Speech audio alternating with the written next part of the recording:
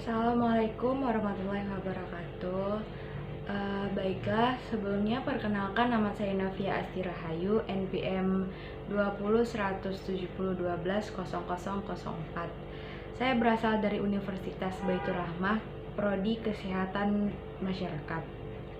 Baiklah, di sini saya akan membahas tentang sumber dan teknik pengumpulan data, yang dimana dosen pengampu saya yaitu Bapak Dr. Nova Arikmat, SKM, MKes. Baiklah, pada poin pertama saya akan membahas tentang mengemukakan dan memberikan contoh sumber data kesehatan masyarakat.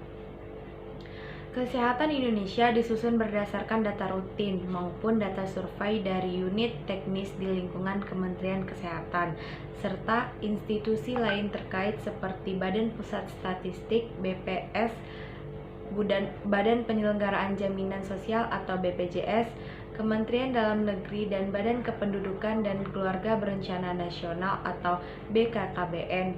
Profil ini menyajikan gambaran nasional, perbandingan antar provinsi, tren dari tahun ke tahun, dan narasi lainnya dipandang perlu disampaikan.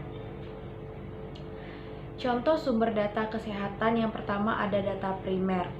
Data primer tersebut merupakan data yang dikumpulkan oleh peneliti yang digunakan untuk menjawab tujuan dari penelitian secara spesifik.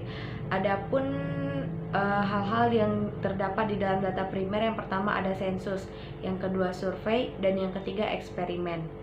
Yang kedua ada data sekunder. Data sekunder merupakan data yang telah tersedia atau telah dikumpulkan oleh orang atau lembaga tertentu, misal Biro Pusat Statistik.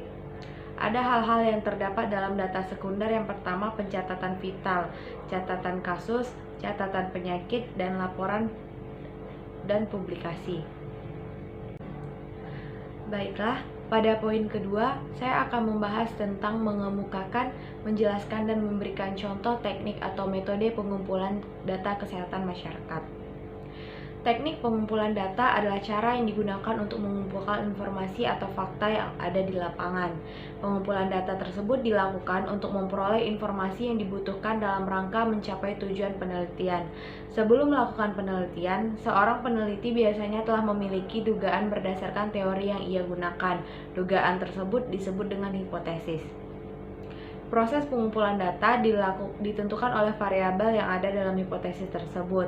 Pengumpulan data dilakukan terhadap sampel yang telah ditentukan sebelumnya.